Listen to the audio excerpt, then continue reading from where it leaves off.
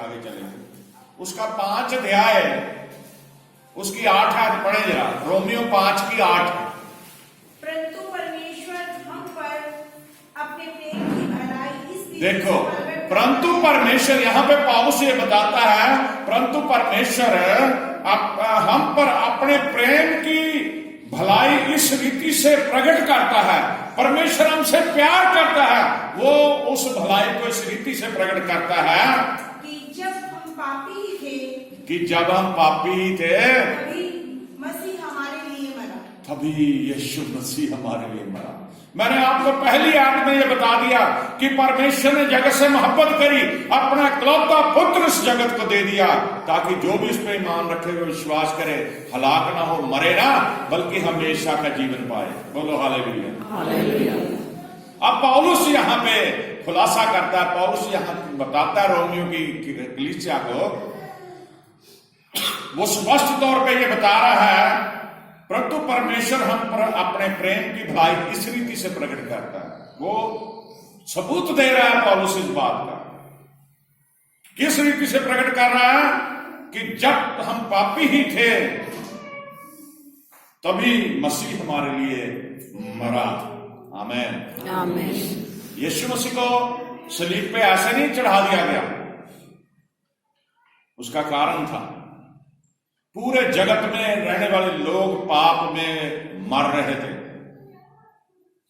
गुनाह में उनका जीवन खत्म हो रहा था।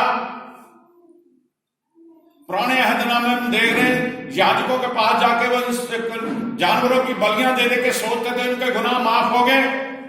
जानवरों का खून बहा बहा के ये सोचते थे कि उन्हें बस चंगाई मिल गई, वो बरी हो गए गुनाहों से।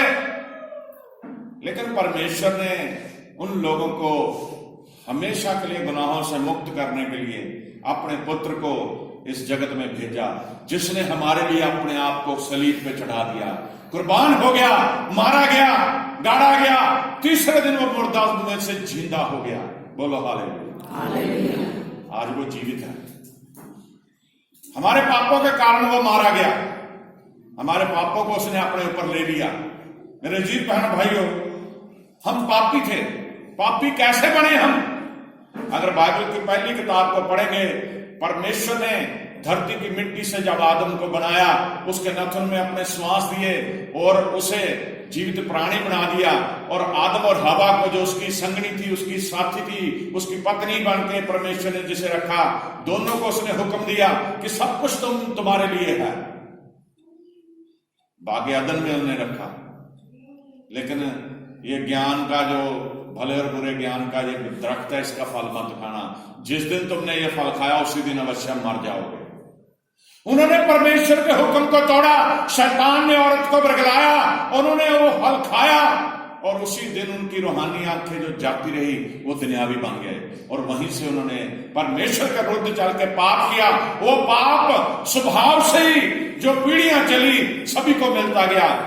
आज जब औलाद जन्म लेती हैं, माँ बाप का जो पाप के जरिए वो पैदा होते हैं, माँ बाप का जो स्वभाव होता है वही औलाद में होता है। जैसे माँ बाप वैसे ही उसके बच्चे होते हैं। बोलो हालेलुया। ये बाइबल बताती है, मैं नहीं कह रहा।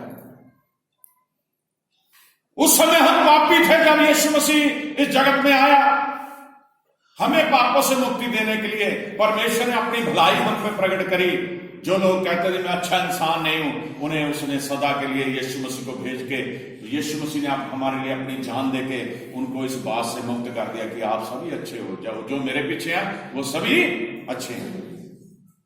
ये नहीं कि आपने तौबा कर ली, बपतिस्मा ले लिया, प्रभु के पीछे चलने लगे, थोड़े समय के में तो आप प्रभु प्रभु करें, फिर शैतानी काम करें, या जो संगति में तो आप सही रहें, बाहर जाके फिर आप बुरे काम करें। परमेश्वर ऐसे लोगों को पसंद नहीं करता, ना ही परमेश्वर ऐसे लोगों से प्यार करता है। परमेश्वर बदलता नहीं मेरे अजीजों। परमेश्वर अपने किए वायदों से पीछे नहीं हटता। इंसान बदल जाता है, इंसान अपने आप को भी धोखा दे रहा है, अपने परिवारों को भी धोखा दे रहा है, वो परमेश्वर को भी धोखा दे रहा है। वो अपने शातिर दिमाग से, दुनियावी बुद्धि से सोचता कि वो परमेश्वर उसे कुछ नहीं कहेगा, मैं तो चर्च चला जाता हूं, मैं तो ये दुआ करता हूं, मैं तो गरीबों में कुछ बांट देता हूं, मैं तो अपना दशमांश दे देता हूं, ऐसी बातें परमेश्वर नहीं जानता। परमेश्वर चाहता है आप साफ रहें, पाप से रहित रहें। बोलो हालेलुया, बोलो हालेलुया, बोलो हालेलुया। अब बाइबल में एक ऐसा इंसान है जो दाऊद बादशाह है। उसने पल पल, आपको प्रभु के जन्मदिन के दिहाड़े पे मैंने बताया था कि उसे परमेश्वर ने भेड़ बकरियां चराते हुए उसे मसा कर दिया, चुन लिया और उसे मुल्क का बादशाह बना दिया। और उसने पल पल वो 7 पहर दुआ करता था। कितने पहर? 7 पहर, 7 टाइम दिन में दुआ करता था बादशाह।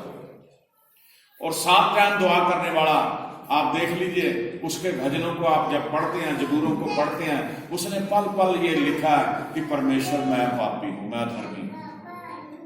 जबकि वो परमेश्वर का चुना हुआ बेटा था, परमेश्वर ने उसे चुन लिया था, लेकिन फिर भी वो हमेशा ये कहता था प्रभु मुझे माफ कर दे। हम वचन में पढ़ेंगे भजन संहिता उसका 32 जबूर उसकी 5 आयत पढ़े जरा। भजन संहिता 32 उसकी 5।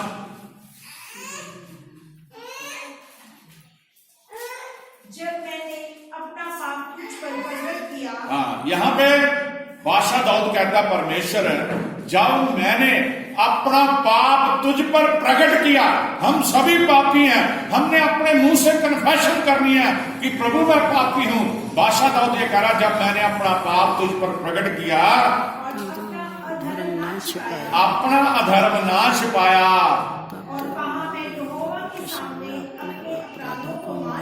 और ये कहा कि मैं यहोवा के सामने अपने अपराधों को मान लूंगा, तब तूने मेरे अधर्म और पाप को क्षमा कर दिया। हालेलुया, तब तूने मेरे अधर्म और पाप को क्षमा कर दिया। मेरे अजीज बहन भाइयों, जब तक आप परमेश्वर के आगे अपने पापों को मानोगे नहीं, जब तक आप परमेश्वर के सामने अपने पापों को स्वीकार नहीं करोगे, वो आपके अधर्म को माफ नहीं करेगा, वो आपको चंगा नहीं करेगा। बोलो हालेलुया, हालेलुया। कितने लोगों को समझ आ रहा वचन प्रभु का? इस आयत को जरा ध्यान से दोबारा सुनिए, बड़े ध्यान से पढ़ना, बड़े ध्यान से सुनिए जरा। जब मैंने अपना पाप तुझ पर प्रकट किया। ये आपको बोल रहा है वचन। इस समय जो मैं आपको सुना रहा हूं प्रभु का सेवक होने के नाते, आपके कानों में ये वचन जा रहा है। इस समय बादशाह दाऊद नहीं ये बात कन्फेशन कर रहा है। आप सोचिए, आप इस बात को दोहराइए, दोबारा पढ़िए जरा इसको। जब मैंने अपना पाप तुझ पर प्रकट किया। अपने अंदर से बोलिए कि जब मैंने अपना पाप तुझ पर प्रकट किया और अपना अधर्म ना छुपाया, अपना धर्म ना छुपाया, और कहा मैं यहोवा के सामने अपने अपराधों को मान, और ये कहा कि मैं यहोवा के सामने अपने अपराधों को मान लूंगा, तब तूने मेरे अधर्म और पाप। फिर क्या हुआ? फिर तब तूने मेरे अधर्म और पाप माफ कर दिए, क्षमा कर दिए। बोलो हालेलुया। आज ही घुटने टेक लीजिए परमेश्वर के आगे। आज ही आपको मौका है, न वर्ष पहले इतवार में परमेश्वर के आगे निकार करें, माने परमेश्वर के आगे मैं पापी हूं। मैं बड़े फख्र से आपको बताता हूं, मैं रोजाना जब प्रार्थना में परमेश्वर के साथ बैठता हूं, परमेश्वर के साथ बातचीत करता हूं, तो मैं तो बहुत बुलंद आवाज से कहता हूं, मेरे परमेश्वर, मेरे यीशु नासरी, मैं पापी हूं, मैं बहुत बड़ा पापी हूं। जिस तरह पौलुस ये कहता है, कहने से शर्माता नहीं कि मैं बहुत बड़ा पापी हूं। मेरे अजीज बहन भाइयों, जब इंसान परमेश्वर में आता है, जब इंसान परमेश्वर का अपना मुक्तिदाता मानता है, तो बहुत सारा जीवन में पाप कर चुका होता है, बहुत सारी गलतियां कर चुका होता है, और जब बहुत सारी गलतियां पाप हो जाते हैं, तो परमेश्वर प्रभु यीशु मसीह के आगे आके उन पापों को, गलतियों को वो मान लेता है, और परमेश्वर उन गलतियों को माफ कर देता है। बोलो हालेलुया। परमेश्वर माफ करता है गलतियों। हमें कन्फेशन करना है बादशाह दाऊद की तरह कि मैं पापी हूं। बोलो हालेलुया। बोलो